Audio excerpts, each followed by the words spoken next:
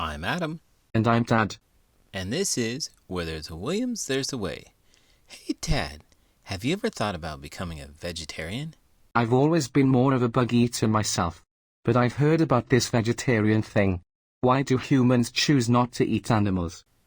It's all about trying to be more environmentally friendly and compassionate to animals. Some people believe that by not eating meat, we reduce our impact on the planet and show kindness to other creatures. That makes sense, but let's be honest, nobody is going to miss any insects if I get to them. Being a vegetarian is a personal choice, and it's not only good for the environment, but also for your health. I personally think that vegetarians can have their veggies. It's all about respecting choices and making the world a better place. In today's book, Mo Romero is a zombie with a deep, dark secret. He's a zombie who loves nothing more than growing, cooking, and eating vegetables. His parents insist that he eat like a zombie, but Mo can't imagine a lifetime of just eating zombie food and giving up his veggies. Let's get started.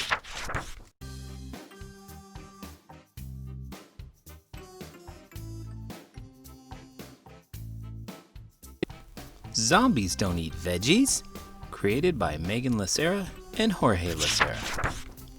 Mo was a zombie with a deep, dark craving. It was dreadful, devious, absolutely despicable. Mo loved to eat vegetables. He grew all kinds of veggies in his hidden garden. And then in his secret kitchen, he crafted celery, tomatoes, and carrots into delicioso meals that he devoured with delight. Mo's mom and dad did not love vegetables. Not one bit. Veggies were yucky, disgusting, que asco. They were not allowed at the Romero's dinner table. Ready to chase some humans in the marathon next week, mijo? Zombies were supposed to eat zombie cuisine like brain cakes, brain stew, and brain and bean tortillas. Mo's parents insisted that their niño eat only zombie food. Finger foods, mi amor? Gracias, I'm not hungry. Mo tried to convince his mom and dad to give peas a chance. He sneaked in vegetables wherever he could. Head of lettuce. Grains! But Mo's attempts were fruitless. His parents wanted him to accept who he was, a zombie. And zombies don't eat veggies. Mo knew he did not like zombie cuisine, and he couldn't imagine letting go of spinach or cucumbers or kale forever. If zombies are only supposed to eat zombie cuisine, Mo started to wonder if maybe he wasn't a zombie after all. Day after day, Mo wondered how he could make his parents understand his love of veggies. His tomatoes were tantalizing, his cucumbers crispy. The peppers perfection, add onions, some garlic, a touch of cilantro, and gazpacho! Holy aioli! Mo had an idea, his best one yet. Mo grabbed his book of recipes. His fingers flew across the pages until he found it. The recipe for a tomato and veggie-filled soup. He was sure the tomatoes would make it look bloody and gloopy, just like a zombie dish. His parents were going to devour it. Mo chopped and diced, blended and pureed, perfected and poured. Finally, the soup was finished. Mo carefully shuffled it over to the house for dinner. Have you ever tried gardening, Tad? Well, I'm quite used to hopping around in gardens, but I haven't tried growing things myself. What about you? I used to have a pretty big garden, but I moved recently and haven't started a new one yet. What kind of plants do you want to grow? I prefer to grow things that I like to eat. The best is having an herb garden, which conveniently can be grown year-round in Texas. Do you have any tips on how to get started? First, you need good soil and some gardening tools. Then, prepare the soil, plant the seeds, and water them regularly. Then, wait for the magic of nature to do its work. That sounds like a great start. The worst is when pests and critters get in the garden and start eating it. Like what type of pests and critters? Bugs mostly, but also squirrels and birds. I could hang out and take care of those insects for you. Brilliant! Where he found a feast fit for a zombie. Pickled tongue, arroz con spleens, famoso chili con ojo, Doritos for dipping, empanadas. Mo, you're just in time. Try some empanadas, mi amor. Prime cuts. Mira, I made spicy mayonnaise. I made something for you to try too. It's called blood bile bisque. Bon appetit. Gave it 5 brains. Smells strange. Looks delightful. 5 brains. Must be delicioso. They dug in. Mo closed his eyes and sucked in his breath.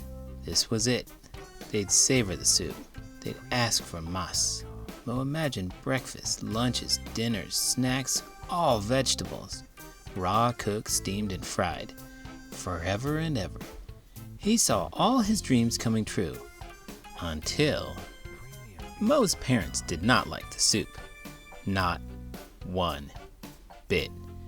Dios mío, this soup tastes like vegetables. Yuck! Mo's heart sank to his toes. His plan was a bust.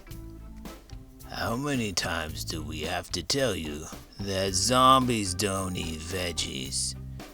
Maybe other zombies don't eat vegetables, but I do. Mom and Dad, I'm different.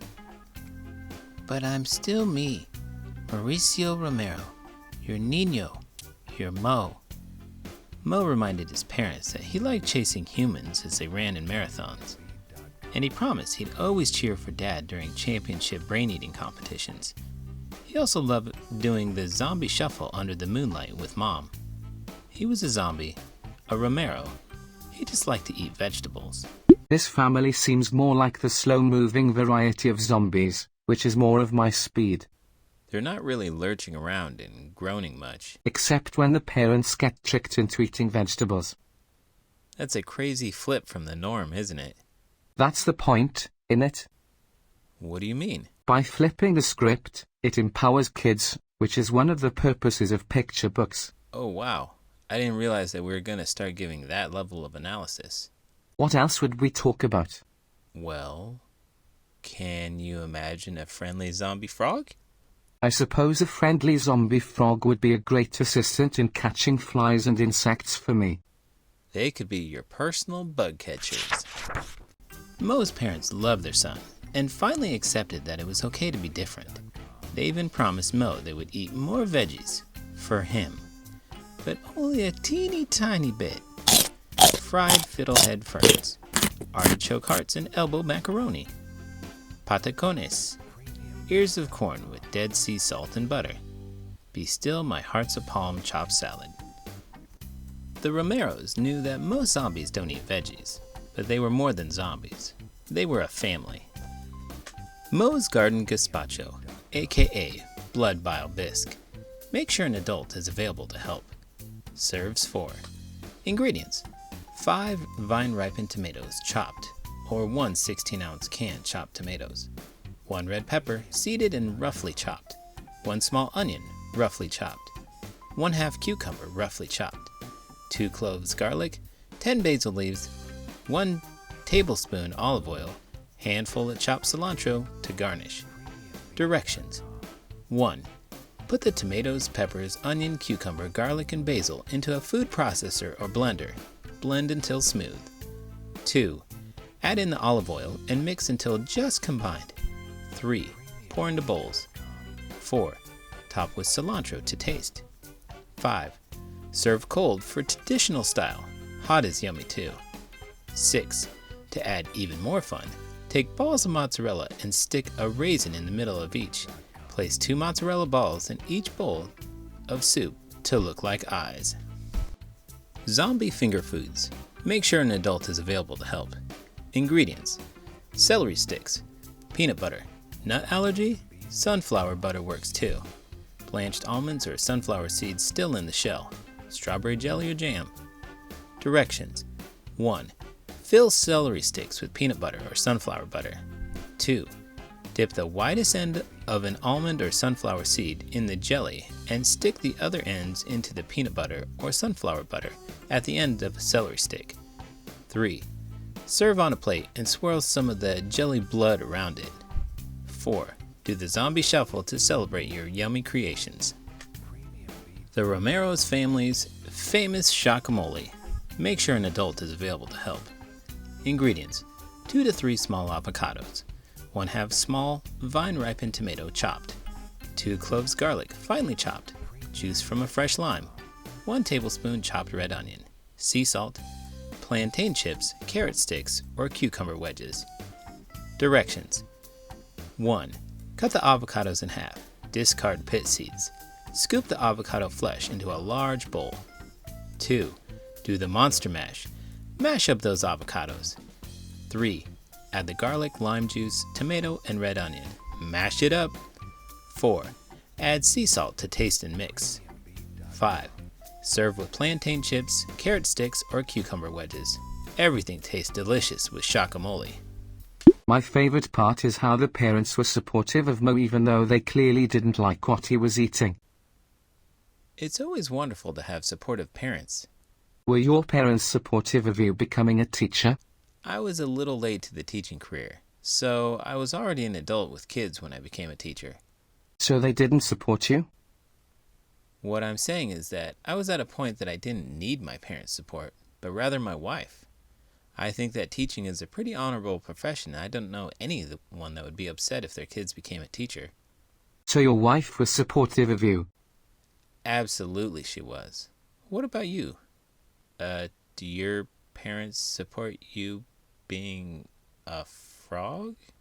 Well, you see, Adam, in the frog world, we don't have jobs like humans do.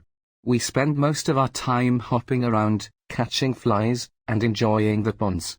My parents are pretty proud of me for being a good jumper and a skilled fly catcher. They always say, "Dad, you're the best hopper in the family." That's awesome. I guess being the best hopper in the family is a pretty big deal in the frog world. Oh, absolutely. It's all about hopping technique and timing. Speaking of awesome things, if you thought this video was awesome, it would be awesome of you to give it a thumbs up and to subscribe to the channel. I'm Adam. And I'm Dad. And this is Where There's a Williams, There's a Way. Did you know World Zombie Day takes place around the globe on 8th of October?